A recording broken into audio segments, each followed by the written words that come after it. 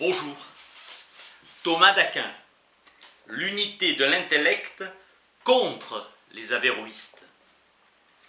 Traduit par Alain de Libera. Rédigé en 1270, 4 ans avant la mort de Thomas d'Aquin. Œuvre de maturité, de combat, de lutte contre l'avéroïsme. C'est l'année de la 8e croisade lancée par le roi Louis IX. Agitation contre Averroès et erreur qui a envahi l'université parisienne. Et erreur de l'unité de l'intellect des avéroïstes qui affirment que l'homme ne pense pas, le monopsychisme. Bonaventure avait déjà mis en garde en 1267 les étudiants contre les erreurs des philosophes. L'avéroïsme affirme l'éternité du monde et la passion de l'unité de l'intellect, erreur de présomption téméraire de l'investigation philosophique, fruit de la présomption qui travaille tout discours philosophique. La crise philosophique s'installe à Paris. En 1268, l'évêque de Paris condamne 13 propositions philosophiques. Censure universitaire où l'aristotélicisme n'a cessé d'être contrarié depuis 1210. Thèse fondamentale de l'aristotélicisme où l'activité théorétique est celle de ce qu'il y a de divin en l'homme. L'homme doit s'immortaliser, tout faire pour vivre selon l'intellect. Tous les philosophes considèrent que la différence ultime de l'homme est la pensée. Boès de Dacie, le physicien, ne doit pas prouver que le monde a commencé, ce n'est pas sa spécialité. Il n'a pas le droit d'invoquer l'existence de hiérarchies angéliques, cela n'étant pas accessible aux philosophes. Siger de Brabant est aussi mis en cause, considéré comme prince des avéroïstes. Fureur de Thomas d'Aquin sur des arguments qu'Averroès lui-même n'eût pas imaginés.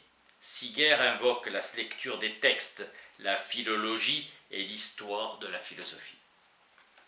Une question émergera. Comment peut-on être avéroïste?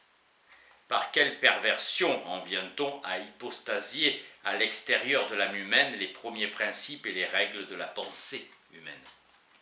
Les avéroïstes sont seuls à refuser la pluralité numérique des intellects. Ce sont de mauvais philosophes et de fieffés menteurs. L'impact de l'ouvrage De Unitate Intellectus sera durable. Siger ne renonce pas à Aristote au bénéfice du christianisme. Il renoncera à son ancienne lecture du De Anima. Changement capital, car revisité et éclairé par Thomas, l'aristotélicisme de Siger a eu raison de son avéroïsme. Ardeur persistante des partisans d'Averroès, car malgré les critiques de Thomas et les censures, le monopsychisme garde un extraordinaire attrait pour certains maîtres parisiens. La noétique d'Averroès est incompatible avec toute idée d'une pensée individuelle, car être avéroïste, c'est soutenir que l'homme ne pense pas. Tous les hommes désirent connaître la vérité, donc c'est une erreur indécente portant sur l'intellect et les thèses d'Averroès qui tentent de soutenir que l'intellect, qu'Aristote appelle possible et qu'il désigne du nom de matériel, est une substance séparée du corps, selon l'être qui n'est d'aucune façon uni au corps comme forme. Définition de l'âme par Aristote, acte premier d'un corps naturel organisé, parlant au conditionnel d'une substance dans le sens de forme, de quiddité de ce genre de corps, donc forme substantielle d'un corps naturel organisé. Il n'exclut pas la partie intellectuelle de cette universalité. Il est clair qu'il inclut l'intellect dans la généralité. En présence de l'âme, le corps vit en acte comme un mobile se meut en acte en présence d'un moteur. Platon soutient qu'il y a différentes âmes en l'homme qui le rendent capable de diverses opérations de la vie. Aristote se demandant si chacune de ces facultés est-elle une âme par soi. L'âme est caractérisée par l'activité végétative, sensitive, intellective et par le mouvement. La science est forme de l'âme et la santé est forme du corps. âme et à titre premier, ce par quoi nous vivons, l'intellect étant appelé la puissance de cette âme. La différence entre le sens et l'intellect réside en cela que le sens ne peut connaître tout. La vue connaît la couleur. L'intellect, au contraire, connaît tout, absolument parlant. Anaxagore dit que l'intellect commande à toute chose. Aristote pense que l'intellect est quelque chose d'incorruptible. Aristote dit que penser et aimer ou haïr ne sont pas les passions de l'âme. L'intellect seul vient du dehors et que seul il est quelque chose de divin. Rien dans son opération ne communique avec l'opération corporelle. La doctrine d'Aristote apparaît clairement. L'âme humaine est l'acte d'un corps et l'intellect possible est une de ses parties ou puissances. Thémisius, dans son commentaire de l'âme, dit que cet intellect, que nous appelons intellect en puissance, est plus connaturel à l'âme que l'intellect agent.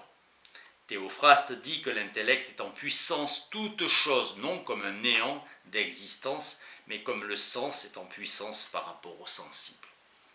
L'âme humaine est la perfection première d'un corps naturel organisé dans la mesure où il lui appartient d'accomplir des actions par un choix délibératif et de trouver par la méditation.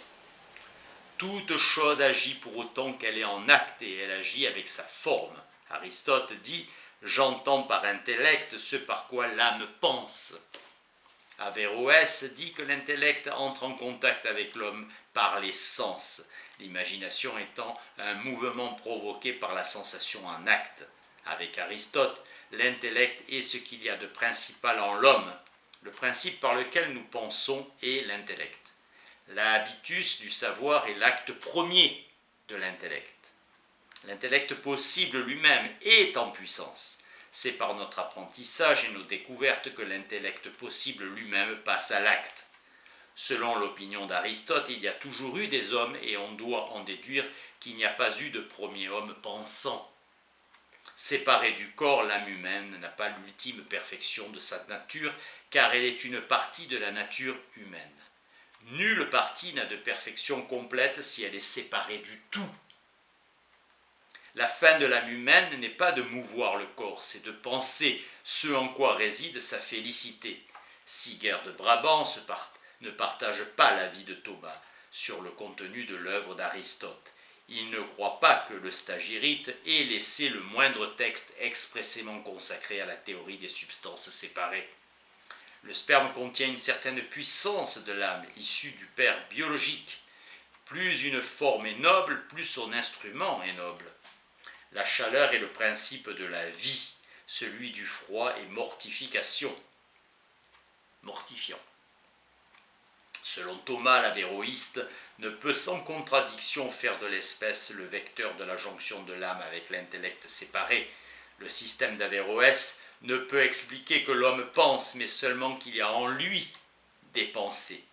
Nuance de Thomas introduite par Aristote. Il ne revient pas au même de dire que l'homme est intellect et que l'homme est principalement intellect, car l'homme de bien aime plus que tout cette partie qui est en lui. L'homme de bien est suprêmement égoïste. L'homme vertueux a le devoir de s'aimer lui-même. Aristote affirme que toute réalité ayant par soi atteint le bien par excellence doit être considérée comme une fin. Thémisius admet que l'intellect actif est le constitutif formel du moi, tout en dépendant d'un principe supérieur éclairant et éclairé en même temps. L'intellect en acte et l'intelligible en acte ne font qu'un. L'intellect est l'âme de l'homme et sa forme. Un habitus est ce par quoi chacun opère dès qu'il le veut. La substance de l'intellect est unie au corps humain comme forme. L'imagination est un mouvement provoqué par la sensation en acte. Le penser et le vouloir sont des actions immanentes, demeurant dans l'agent lui-même au titre de perfection de cet agent. Penser, c'est subir une certaine passion. L'intellect possible de l'homme n'est pas une substance séparée. Impossible que l'intellect possible était séparé du corps selon l'être. La perfection de la nature humaine requiert que l'un et l'autre soient quelque chose dans l'homme.